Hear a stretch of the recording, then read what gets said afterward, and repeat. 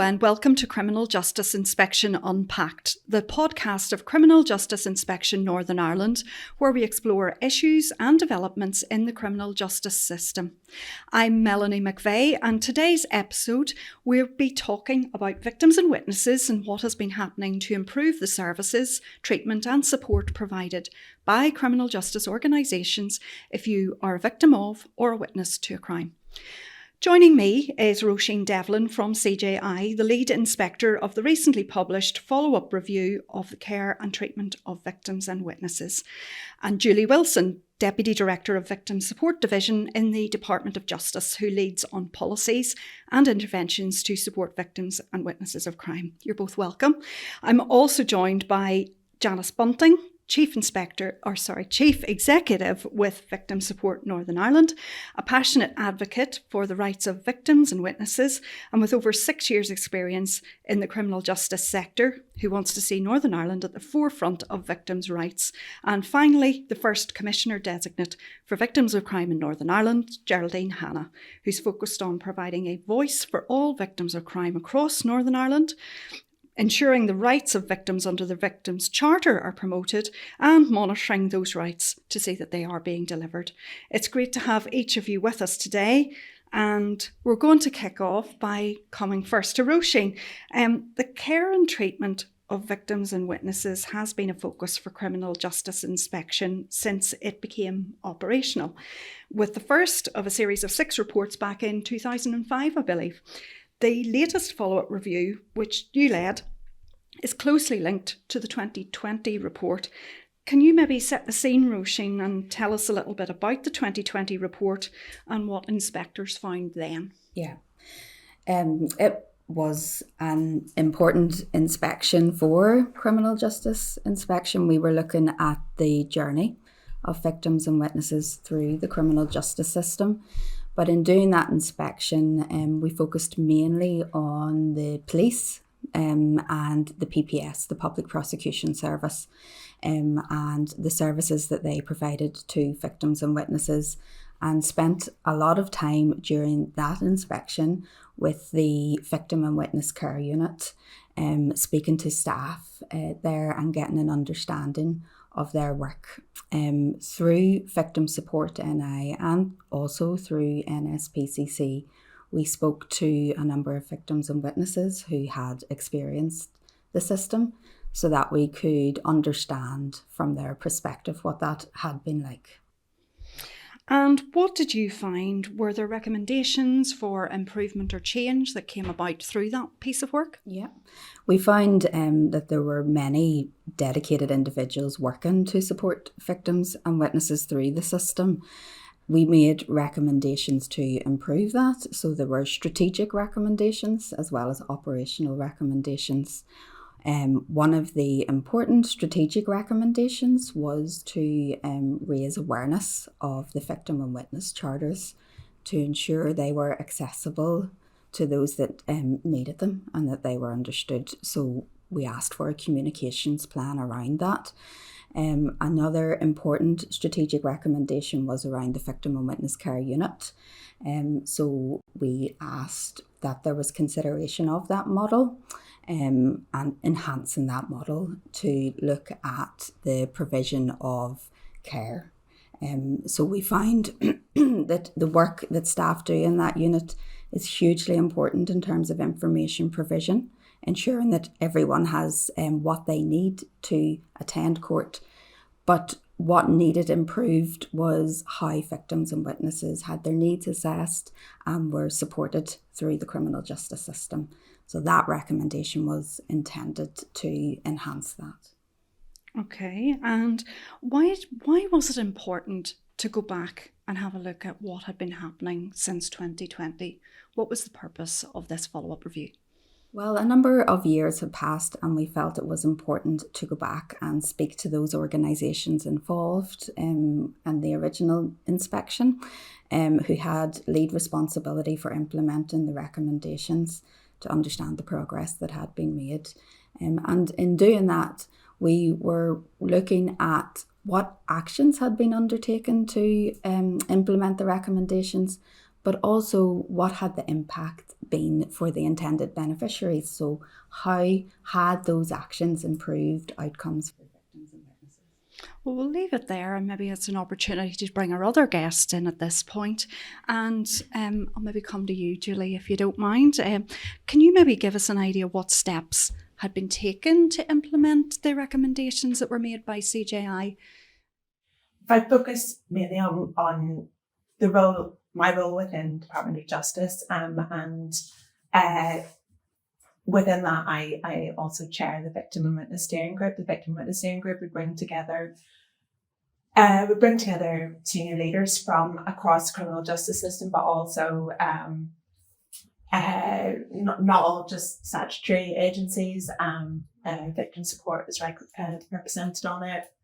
So victim representatives, representatives from legal profession, etc. So as a collective, we've looked at the report and put in place a number of steps. We used the report to really inform the development of the new victim, that's not new anymore, but at that time, the victim and witness strategy. So that included looking at, what are our priorities going forward in terms of understanding the needs of victims, in terms of how we meet those needs, putting in place comms around charters, both so that the public and victims and witnesses are able to recognise charters and how they apply to them, but also to really raise awareness internally within agencies as well. Did you find it helpful to have that report there to assist them with that process? I think the report has been really helpful. I think we all have spent quite a lot of time trying to understand how the justice system affects victims and witnesses. There are things that we know because people like Janice and Derry tell us that this is the experiences of victims and witnesses. I think what the report did was it really crystallised down into, here are the key issues, issues around how victims are informed and kept informed of what's going to happen to them through the process, etc. So it gave us a framework to work towards. Our initial focus had been developing that strategy and then putting in place steps to implement that strategy. As part of that, there are some things that we need to do collectively and collaboratively as a system, and there are other things that fall to individual agencies and to do internally as well. Okay, well, I'll bring Janice in at this point. Sorry, Janice, to be pointing to you at this point so quickly, but can you maybe tell me from your perspective, what do you see has changed over the last sort of 36 months? Thank you, and thank you for inviting me to be part of that. I suppose I want to roll back just slightly to the 2020 report. So at the time the 2020 report was published, the Chief Inspector of the Criminal Justice Inspectorate said that victim and witness care is vital to ensuring people are confident that when they report a crime or a witness to it, they will be kept informed and supported. And she felt that failure to do so would impact on public confidence and deter people from reporting the issue. So if you roll forward to the new report that has been published, I suppose there is a disappointment that the hoped for progress has not been fully realised. We are pleased to be part of the Victim and Witness Steering Group, as Julie has mentioned. And so we know there are very committed people within the department and within all of the agencies who want to see that progress going forward. But there have been some small wins that we think could have been achieved that haven't been achieved, and that has had, long-lasting impacts on victims. So, for example, if you think about recommendations to the PPS about letters changing and for those to be more victim-focused and victim-centric, those things have not happened, despite the goodwill of people who want those things to happen. And we know for victims that they feel that those letters still are quite harsh. Roisin mentioned the enhanced needs assessment piece, and it would be wrong of me not to say that this was a comprehensive piece of work that we undertook with PPS and with PSNI, and we believe that has the opportunity opportunity to be such a game changer in the same way many of the Gillen recommendations became game changing in terms of how we can go forward. But what has changed in the last 36 months, we have very good relations with our partners. We have very good relations with the Department of Justice, with PPS, with PSNI. And does that make doing work easier in the victims and witness sector? It does, because I believe we have listening ears, and we have listening ears around the table. But all of those organisations are impacted by resources, and both people resources and funding resources, and that has an impact on victims and witnesses. And I think we have to acknowledge and realise that. I'm going to come across to Geraldine here at this point. What's your view? What would you see would be the differences and the changes that have been implemented? There are some issues, obviously, as Janice alluded to, but what difference are you aware of that the changes have made? I think, sort of picking up on both Julie and Janice's points, there has been improvements to the treatment of victims and witnesses over the last 36 months. But the improvements haven't necessarily all been borne out by this report. And I think it's very telling in the report that the achievements that have been recognised from the system's perspective versus how it's been assessed by the inspector, there's a discrepancy there. And I think that is down to a willingness, and certainly there's what I see from across the criminal justice agencies and the department is a recognition of the importance of this work and a commitment to move it forward. However, there is a vast amount of work to be taken forward in this area, and the Criminal Justice Inspection 2020 report is one of many reports into this issue. So in the last couple of years, I would probably see the improvements more specifically for certain groups of victims. So in the likes of domestic violence, sexual violence with the Gillen Review, the introduction of the Domestic Abuse and Civil Proceedings Act. So there has been a lot of advocate in there, and that has understandably then taken resources from across the agencies, which has potentially hampered or hindered progress in other areas. And as Janice said, there's a recognition, I think, from all of us that there are significant resource challenges facing the justice system. It's been historically underfunded and under-resourced, but also with austerity, etc. We're in a situation where we're trying to do, in many respects, more with less than what we had. So there has been progress. I'm disappointed that when it comes to the achievement of the recommendations from this report, which is for all victims of crime, it is that basic level of information communication needs assessment. We're not as far along as I would like to have seen. Well, you're talking there, maybe this is a question for everybody around the table. Resources are an absolute issue, and that's been acknowledged by everyone. But is that the primary barrier to greater progress, or are there other issues at play? Absolutely. Julie? I would echo what Geraldine has said. I think there has been progress made. That doesn't all tie into this report. I think resources are always going to be an issue, and they're going to be an issue right across, not just the public sector, but all sectors. And they certainly are an issue within the criminal justice system. I think resourcing it's not just about the money. It's also about the people and their capacity and the system's capacity to change. And there have been, Geraldine listed quite a number of really significant transformational pieces.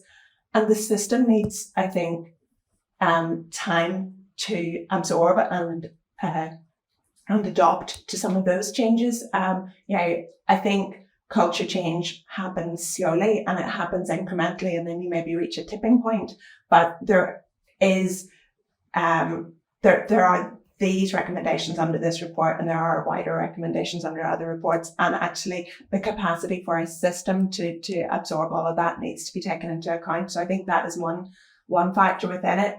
I think another factor, and it's not so much it can be a barrier in some ways, but it's also a reality, is that the system is made up of different parts, and all of those parts are independent, and that independence is precious and is actually fundamental to how justice is delivered.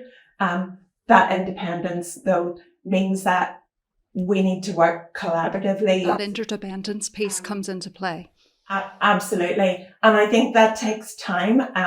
It also takes, I think, a mental leap from everybody within each of those individual organisations to begin to look through the perspective of others in order to understand, well, what are the pressures, what are the things that this organisation needs to balance, what are the considerations. And I think a lot of this ultimately will come down to balancing different considerations, balancing different interests, balancing different priorities. Ultimately, we're moving a whole system forward, but in doing that, it is, I think, a really precariously balanced exercise to do that, and the independence of those organisations is part of that. Might come in more to, suppose, I think it was your Chief Inspector Jackie Durkin in a previous report talked about the system being independent, but we need for that interdependence. And in reading through the report, I think what does frustrate me is that we're not collaborating enough. It's clear that there's a willingness from the agencies to improve this area, but the fact that we're progressing some of these issues in silos, so we see individual agencies making progress, really demonstrates the need for me, from my perspective, for a more collective ownership and governance of the system. And that I think is a challenge, because whilst, of course, these agencies need to be independent in terms of their decision making with their own responsibilities, when it comes to the needs and treatment of victims and witnesses, that's a collective responsibility, and it's something that they need to collectively own, but also be held collectively responsible for. And because of the independence, what you see with the recommendations is that it then comes down to agencies. But ultimately, from the victim and witness perspective, they don't care whether it's a police officer who's supposed to do it, or a prosecutor, or if that's the judge's responsibility. They want a system that treats them with dignity and respect from the moment they report right through to the disposal of that case. And that's where the challenge falls. I think we need greater ownership and greater collaboration across those agencies. I'm going to bring Roisin in just to pick up on a point that was made earlier on, and that was around a mismatch that was found between how organisations and agencies believed that they had progressed, work that they had achieved, and actually what the independent inspection found when the evidence was looked at. Is that something that you were surprised by, Roisin, or what would your take on that be? We had discussions around that when we met with the different agencies, and had been clear that when we are looking at recommendations and whether they have been achieved, partially achieved or not achieved, we wanted to see the activities that had been undertaken, but also what the outcomes had been for victims and witnesses. Some of the time it was perhaps just that more time was needed to demonstrate and measure that. Other times we felt that it just wasn't available to us. So for example, where there could have been more collaboration or where resource had hampered progress, we would have liked to have seen more analysis around that. So what was the plan in light of those resource considerations? So the working paper for the Enhanced Victim and Witness Care Unit, we know the huge amount of work that went into that and how much it was supported, which recognised, I think, strategically that it was needed. So we understand there wasn't the resource at that time, but what was the plan then instead? And rather than to say it would be revisited, how was there any planning around what would be required to implement it over time? So that was the kind of evidence we were looking for. Similarly with the charters, we understood there was a lot of work undertaken by the agencies and the steering group together to raise awareness of those, including within the respective agencies, because that's important too, that police officers are aware, that the Victim and Witness Care Unit is aware of those entitlements. But we wanted to see also then what did that mean for victims and witnesses? Had their experience improved as a result of that? So that is perhaps where some of the disconnect came, in that agencies perhaps were saying we had achieved it because we have done various actions and delivered various parts of that recommendation. We were recognising those, but wanted to see more evidence on how that had impacted other people. So oftentimes something was partially achieved when perhaps agencies had assessed it as achieved, and in some scenarios it was not achieved. So the letter that Janice gave as an example, we accept that it was reviewed, and there was a lot gone into that, but it wasn't actually issued. So, okay. Well, let's turn the conversation around and look towards the future, because that's important as well. Julie, very briefly, can you give me a flavour of what might be happening at the moment that you're aware of to drive forward those outstanding, partially and unachieved recommendations? What's taking place at the moment?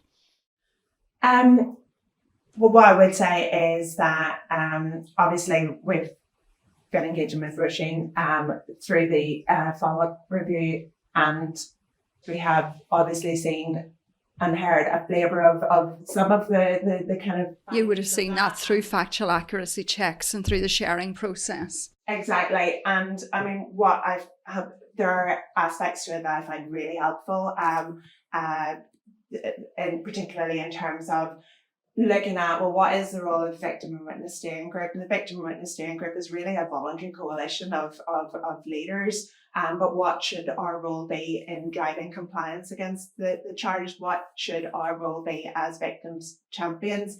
And defining that victim champion role within organisations so that there is more consistency across. I think what I have seen has been a stepping up of the Victim Witness Steering Group. I think we need to step up further, and I think there is an appetite to do that.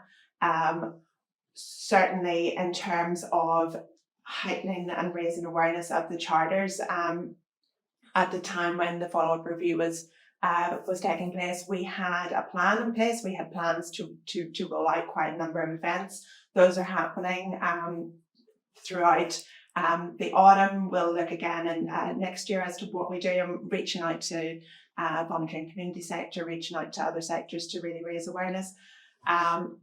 What I've also seen within that Victims Witness Steering Group coalition is a greater so it isn't just about kind of people saying, oh, we're doing this around the table within our respective sectors, but where we have done that kind of what's happening in your sector, what I've seen is a genuinely a consistent movement towards heightening a more trauma-informed approach to the justice system and to the delivery of justice, and that was quite obvious the last time we met. So there are a number of steps that we need to take. I think we need to fundamentally look at what's our role and what can we do as a steering group and as leaders within our organisation. I think leadership is really important. I will come back to you about that, but Janice was nodding there on a few points, so just wanted to pick up. Would you agree with some of that, Janice? Is that the progress, or is that the sense that you're picking up? I would say there's a lot of good work going on behind the scenes in terms of that you won't see coming through in the report maybe just yet. You know, pick up on the point that Julia has made about the Victim Witness Steering Group. We are participants and contributors to that, and we're active contributors. So, we are being heard. We are able to directly represent the views of victims and witnesses directly to the people who can affect change and make, change happen faster and have better impacts, for victims. The trauma-informed piece that Julie has talked about, we have been part of, both the delivery of that and looking at how that could be better rolled out across the PSNI and the more seasoned PSNI officers. We've also done some training with PPS, and we are able to go to that meeting and to contribute to that by bringing forward pieces of research that we have done where victims are telling us, this is what held back my recovery, and these are the things things that need to change. There was maybe a lack of information. And so the people at the top are hearing that, and they're hearing what we are saying. In terms of the I suppose the raising of the Victims' Charter, I think there is also a reality we have to live within, which is many people in society don't think of victims until they are required to think of it. So they're not getting up it in happens the to morning them, or until it happens to somebody them. that Yes, is or close someone to that them. they know. Yeah. So they're not getting up in the morning and having the same focus that they would say have on health issues as they are having on victims' issues. And then it happens to them, and that becomes then the focal point. What are my rights? What are my entitlements? So as Julie said, there are planned series of events for Victim Charter raising to raise the awareness of the Victims Charter. We are part of that. We're privileged to be a part of that, to be able to help the department bring that forward and to communicate that. Can I just pick up as well with you about, Julie mentioned there about victims champions. Maybe what is their role from your perspective, and how can they assist? Well, I will speak very, very directly in relation to the Victims Champions. We know who they are within the different organisations, and they are my first go-to if I have a problem with people who are coming back to me and saying this is not happening or that is not happening. I can go directly to a Victims Champion and ask them to examine that in their own organisation. And I have to say that my engagement so far with some of those Victims Champions has been very positive. They're open to those conversation and that feedback. Honest conversations. They are open to that very honest conversation that says, your organisation did not perform well in this. How can we perform? How can we reassure and build confidence in that victim? Because what victims are telling us is they need to have confidence in the system, but they also want answers. So if something isn't going right or isn't, they don't understand it, to have that information, to have that direct line of communication, and at times there has been that direct communication between the victim and the Victims Champion, for them to be able to ask uncensored questions, to say, what about my circumstances here? That's a very, very positive step. I think one of the things that would benefit more is that we continue to raise the Victims Champion profile. And that is something that has been flagged within the follow-up review about the need for that Victims Champion piece to have greater profile within their own organisations and across the different organisations as well. And I would agree with that, and I would be seeing that as being a focus if we're doing the Victim Charter sessions, that people are made aware, there are Victim Champions in this organisation. And you have to think about that. Victim Champions, in organisations you wouldn't expect to see maybe Victims Champions, and I think that's positive stuff. Geraldine, I'm just going to bring you in relation to the Victims Charter aspect. You'll have seen and you'll have heard both in your current role and previous roles about the devastating impact of what a minor offence can potentially have on a person. There's been a lot of activity and focusing on particular victims, those to ensure they're appropriately supported, victims of sexual or domestic violence, for example, or even those that might have particular individual needs or vulnerabilities. Young people, just again as an example, and ensuring those needs are met. But how do we ensure that all victims and witnesses receive the care and support that they need, that it's not determined by the type of offence, unfortunately, that you experience or you witness? And how do we ensure those rights under the Victim and Witness Charters are available? Maybe it's quite a lot for you there, but I think it's captured in this report, and it's the needs assessment model. So the two fundamental building blocks for victim care, in mind you, are needs assessment and advocacy. And absolutely every victim, regardless of crime type, need those two basic foundational bases in place. Because regardless of what your needs are, what group you're from, what crime you've experienced, your response and needs will be different. So in order to do that, we need to assess individuals, and that means every individual. Of course, the needs assessment model and service, when it's in place, and I say when because we will get there, probably not as quick as I would like, but we will get there. But when it's in place, it will no doubt have an element of triage where you identify, you give greater attention to certain groups or needs, but everyone needs the basic needs assessment. And then coming with that, and I say that the two building blocks is the advocacy piece, and I'm really struck by an initiative in Quebec where we have that they are entitled in a needs and advocacy service. So not only do you get that needs assessment, you have an advocate that helps ensure the needs are met, and that's back to your rights piece. So we assess your needs, and then we have someone who is going to advocate to ensure that you get it. That advocate will know what your rights are. And very often what I hear from victims all the time, and it's picking up on Janice's point, you don't know what your rights are because you haven't really thought about being a victim of crime. Who wants to think about such a thing until it happens to you? So once we get those rights in place, we need the advocates to ensure that they're flagging that this is an issue for someone and ensuring that they get that. And for me, that first fundamental building block is that needs assessment piece, which I really hope that we get progressed. Julie, just going back to you mentioned about the importance and the value that leadership has in delivery of these pieces. How important is it for you to see those leaders involved in leading in their organisations and directing this journey?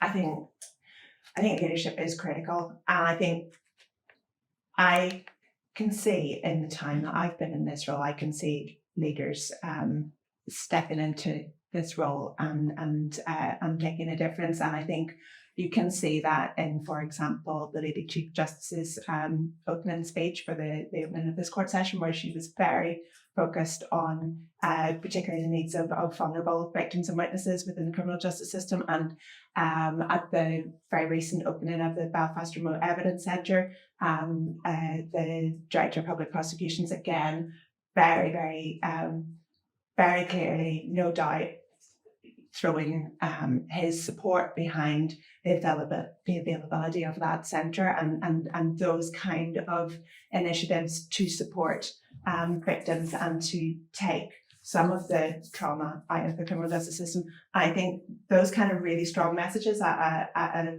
senior level need to be heard throughout all organisations. So I do think that that's part of culture change. I do think culture change takes time, but it doesn't happen without that leadership. Roisin, would that echo with you the importance of and the value that strong leadership and direct involvement and prioritisation will make around this issue? Yeah, we find the victim champion role to be really important and really vital. We met with those victim champions. There is work to be done in enhancing that role, ensuring more cohesion among the group. Some of them are new to the role. But yes, we would agree with that. And also what Geraldine has said around everyone having access to that needs assessment at base, access to the information that they need. I see in the follow-up review there's a commitment to go back and look again at these issues and the progress. How will you be maintaining that focus?